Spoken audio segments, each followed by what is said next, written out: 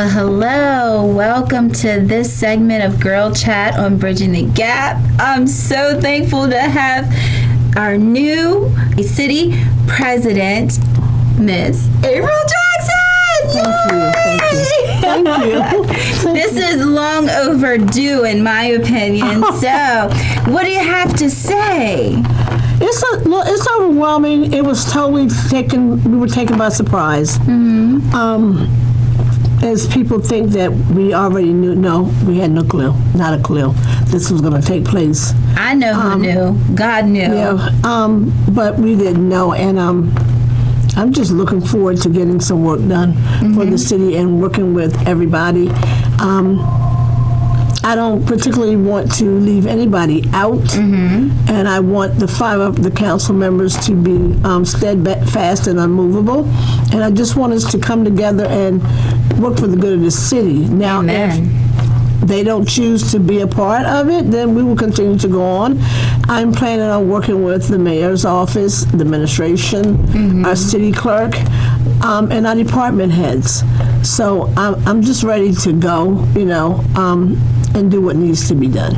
I love it, and I loved how you handled it with grace. Like, you switched that chair, and I was like, oh, this is so sweet. But you could totally tell no one knew what was going to happen, because I love Mayor Randy. He was like, don't I do this part? And I was like, wow. I must say, though, I wanted to be there. I was like, I had to have prayer, Prayer was at 6, and so prayer went to 6:40, and by that time, it was already, congratulations, April, and I'm like, oh my gosh. I'm like, I really wanted to be there, and I felt something good was about to happen, but prayer is good too. Yes, so, oh my goodness, to be able to go back and watch it and see it, play by play, oh my goodness. Like I said, you did handle it with grace. And I'm there to be graceful. I'm there for the citizens. I was put in place by citizens, voters, constituents, whatever you have them be. And I feel responsible for putting in the work to make sure and to reassure them that we will be moving forward. I just want to do what's right. Yeah, because it's no holding of grudges or anything like that, because you're very classy. You don't have to hold grudges. No. But again, we knew what was right. Because for me to speak at the city meeting the last time after that night that you weren't voted president from the jump, I was like, I already knew, and I was hoping you were already in place then, and to get there late because of prayer, but, and say, oh, I hope I'm not speaking out of turn. And yes, I was speaking late, but to let God be God and let him overturn it the way that he did, and call it a reorganization, that was a bold step for Miss Melissa Holland. Yeah, it was a bold, and she's a bold soldier. She's a very bold soldier. She's a lot like myself. She's very forthcoming, and she's uncontrollable. Oh. And I mean, not that she's a problem. She's problematic, but she's not going to let anybody boss her or bully her around. She won't be led by anyone. Okay, Melissa, we'll have to have you on Girl Chat, because I'd like to hear it from you. Because when I got up there that night, I was like, I don't know you, but I'm very, very thankful for you taking that step, because that was bold, girl. Yeah, and actually, when at the end of the that meeting, I told her, I said, Melissa, I said, nothing was meant towards you. It was the process that we had the problem with, it was nothing personal, and I never held anything personal. That's just like the very first time after our 2023 election, and Deshaun was elected the president of the city council. There was a lot of falseness and a lot of untruths told about that to certain people, and which led to that happening. But I also understand that God had a plan, and that plan was for him to be in that place because I got sick. So I never, I got kind of upset, but I was never mad. I was more hurt than anything, but that was because I didn't understand the plan of God at that particular time. But once I seen it work out, I was like, okay, Well, I'm things fine work with for it. his good anyway. I said, I'm fine. I said, you can't do anything with the master's plan because the master is the master, you know? Right. So I just took it in stride and allowed him to do what he did, and I kind of talked to him a lot, and I said, Deshaun, you got to listen. You Yeah. can't keep being disrespectful, can't be, you got to be cordial with these people. You have to be cordial. You have to be, it's times when I want to say things, but I know that I can't because of the position that I hold. And you just can't be disrespectful to people. You can't be disrespectful to the mayor. And we can't be disrespectful to each other. And I saw a sense of that happening where we were like going at each other. And I'm just like, this can't keep continuing. It got to the point where I started becoming discouraged to even go to the meetings. I believe that. Yeah, because it was like every time you go in there, it's something, and you come out and it's something. And, I don't want that. And I just felt like after a while, after me being sick, the whole thing was I just didn't want to be aggravated. I wanted things to go not perfect, right? But I did want them to subside and be a little different, and for us to be more cordial to each other and more relaxed and more comfortable and be fair, right? And be fair to one another. But you're supposed to be able to work together. You're not gonna have the same mentality. No. You're definitely not gonna have the same personalities. But you have to know that when you go for a position, look, I need to be able to work with these people. And the way it was going, it was not going well, and it just felt like it was more control in that spot. But now for you, the person that you are and knowing you, the way it flowed after, it was meant to be you from the jump. But again, you handled it well because, for one, even though you were feeling the way you were feeling, no one saw that. And here's the thing, God saw how you were feeling, but he also saw how you handled yourself. And he knew where you needed to be, and thank God that you are in that spot. And the county's going to be ran much smoother. I mean, the city. I keep saying county, excuse me. Everybody says Well, see, I pray every day for a city, county, and this nation, honey. So well, I want to see it run smoother. Now, I really do. Now, there are going to be some bumps and bruises because we're just getting back acclimated to whatever. Well, I mean, the whole process, it was like, okay, what do we do next? Yes. I was like, you had to finish the meeting. I had cotton mouth. I was like, I'm stuck and my mouth was pasty. I'm like, what the world just took place? And plus, you didn't know what was going to happen. And then they have to look at the ordinances and how you have to handle it. And I'm like, God, that is just so good because even though, nobody knew, you handled it, everybody, even Randy and the clerk, everybody did, because you could totally tell everybody was shocked. Like, okay, what's going on? Everybody and then Michelle was. Gregory is like, wait a minute. And I'm like, just sit down, let the process work. I was like, what the world happened? I mean, and Melissa took charge. She took charge. And I must say, I am proud of her. Like, I'm learning a lot about Melissa, as you all are now too, because again, I didn't know who she was. I knew the other candidates, but I did not know her. So I'm like, make yourself known. What a way to make yourself known. And I want to be civil, and I want to be able to communicate with everybody. With everyone. It's not an I, it's not a me, it's a we. It's a we. And that's what I keep trying to tell people. Anything I do in my community, it's not about me, it's about all of us. I have people that come in from the community and help do stuff. It's not, you can't put yourself in a group and it's just one person doing everything. There's no I in team. Yes, you can't do it. So I'm just like, we have to work together. Yes. We have to work together. Now, like I said, I don't know how The other two will find it, but I hope they find it in their heart, not their hearts, Right. to working together to better the city. Because we need to be focused on the city. The city, because it's not a self position. And this, you know, you get in there. You had your district. You had to have you spoke for your district. They are the same. They have to speak for their district, not for themselves. And now you're for everybody once you get that seat. Yeah. Once we get in office, we represent a certain district. Yeah. Okay. I'm 1. Melissa's 2. Sharon's 3. Michelle's 4. Angela's 5. So we have to focus not only on the needs of our district, but the needs of the city. So Yes. all this plays a big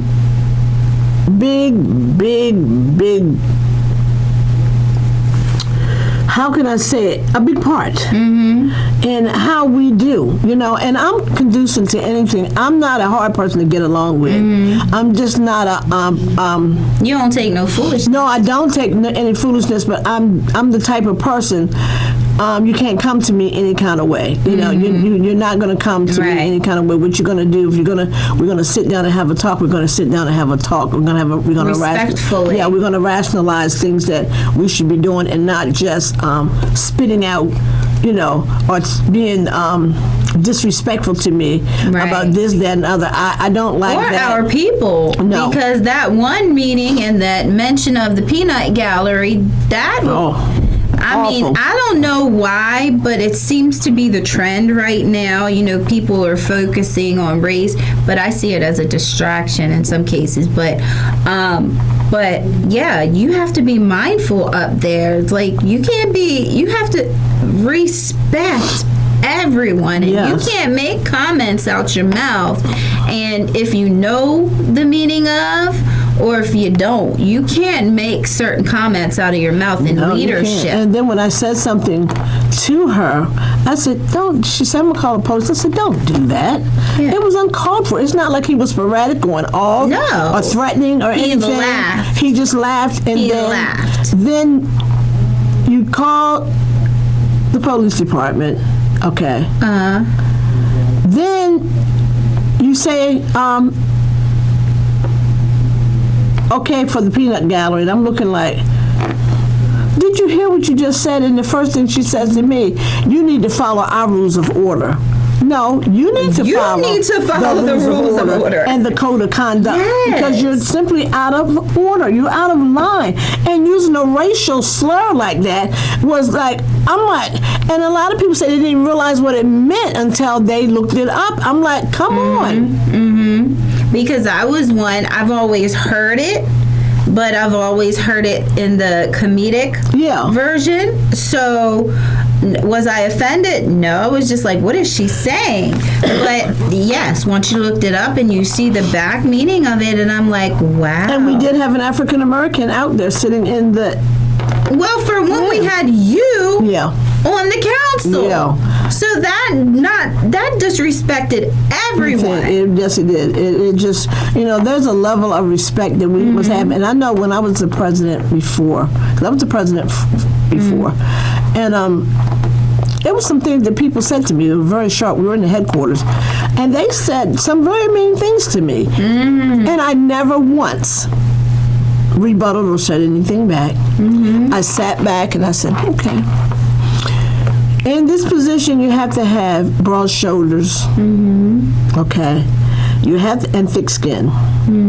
Because there will be times when people are going to say things to you that you may not like at all. No, we can't be led by our emotions anyway. You can't let it get you out of whack to where you're going to just be belligerent and do anything you want to do. No.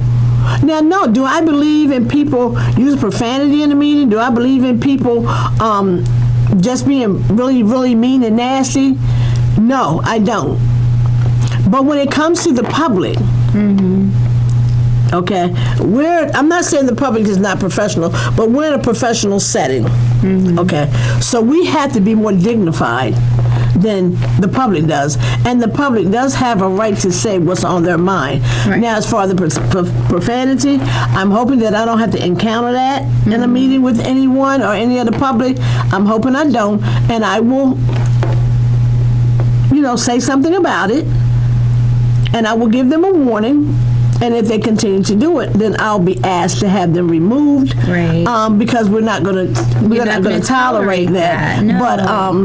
But that, from a spiritual point of view, you're dealing with a different spirit if the person's, using that language anyway. Yeah. So you definitely want. But we're not even supposed to even have a conversation with the people while they're doing public comments. We're not supposed to respond. Only time we're supposed to talk is when we have council comments. Then we can reiterate what somebody has said then, Right, because it's our turn, right? Yeah. That's what I gather from it. Yeah, so we shouldn't do now, that. again, if I'm up there and I'm saying something profanity or anything like that, of course, set me straight. But you have 3 minutes. That's all you have. And it goes by rather quickly. Yeah. So it's like, and you're already nervous when you're up there. I know for me, because I had never done it before. So why would you keep rebutting at their time anyway? Yeah. Again, that's another level of disrespect. And just like Mr. Riley Smith, Monday, he was talking and he comes up there and he says, Miss Jackson, if you're nasty and all that kind of stuff, And I laugh at it because that's just his humor. It's just a joke. Just his humor. So if he wants to use his 3 minutes or part of his 3 minutes doing that, I'm fine with it. Yeah. And I don't get offended, no. And then when it was time for him, he knew his 3 minutes was up. And I said, Mr. Smith, your 3 minutes are up. He beeline right on back to his seat. Any other time, he would have said something to her, to Angela. He would have said something. Because it was not the way she said it. It's not what you say, it's how you say it. Yeah. And we have to understand it. And now people look at her, and I hate the fact that it's like that now, but people look at her as an angry person and a controlling person. And that's how they look at her, because everybody that I have had a conversation with, that's the first thing they said to me. Wow. And I don't want it to be like that. And I don't have any hard feelings against any of them. Right. I just want us to be able to work together. Yeah. And that's it. Yeah. I mean, it's already hard because, you are a bunch of women with a bunch of different personalities. So you have to put those things aside in your positions. You can't, it's not about you up there. It's about everyone as a whole. And they wanted this all-woman council. They wanted this all-woman female council, so they have it. And now they have somebody that they honestly cannot control. And then they told so many lies. Wow. On me. I mean, so many lies. And that's what bothers me the most. I mean, it doesn't bother me. It doesn't. Yeah. I can expect that. I can expect them to make themselves look good and make me look bad. Yeah. But it doesn't bother me because you know why? God knows who I am. God knows who and you if are. Anybody, we definitely know who you are. And if anybody knows me, they know who I am. Yes. And I'm not a mean person. Only mean when I necessarily have to be. And I don't even call it being mean. I'm just being voiceful. I say what I have to say. I'm just going to say what I have to say. I've never seen you come out of character. I say what I have to say and it's done. But one thing I don't like, the lies that were told on me. Don't lie on me. Don't lie on me to get where you want to go. Right. Don't, if you need an alternative if you route. If you got to do that, then you don't deserve the position. If you need an alternative route, use yourself. Don't use me. And don't use other people to get where you want to go. I was always taught you don't have to put people down to get yourself up. And that was the hardest. You're speaking for yourself when you do that. Yeah, and that's the hardest part. And then you make yourself look bad when the truth really comes out. Then the person looking like, huh? Huh? Wow. This is not. You've lied all the way across the board. You've lied all the way across the board. You try to humiliate me, and you end up humiliating yourself. And that I don't want that to happen. And I just want us to be one. As long as we're being constructive, needs to be unity. Yeah, being constructive in our meetings. just be one. You know, we're not going to always agree to disagree, but we have to, you know, we have to deal with it. If there's 3 to vote and 2 that don't, if there's 3 to other end that vote and 2 don't, okay. Yeah. But don't try to make it look like everything is inevitable now because I've gotten into office, because I'm going to work. I'm going to work, and I've already told some of the department heads that I'm here for you all, and I support you all. I'm not going to be on your backs unless, you know, if it's necessary or whatever. And the council has 1 or 2 employees that we govern, and that's our city clerk and our deputy city clerk. Those are our 2 people that we govern as far as evaluations and things of that sort. Other than that, that's what we do. You know, and I don't want to make somebody else's job hard. And when I call a department, I want to be able to not them to say, right. Yeah, here she go again. No, I don't want that. I want them to say, well, hey, she was pleasant, and I like working with her because she's not a thorn in the side, and she's not trying to push something that shouldn't be pushed. And I want to be able to work with the administration side of it. And, you know, and I'm going to say this, you know, and I said it today, you know, everybody, I've had a few people say that I'm pro-Randy. I'm not pro-Randy. I'm pro-right. Yeah. Okay? And there's a right and a wrong way to do everything.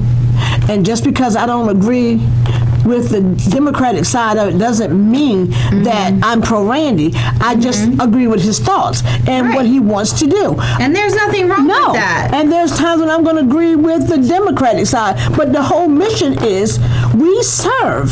Right.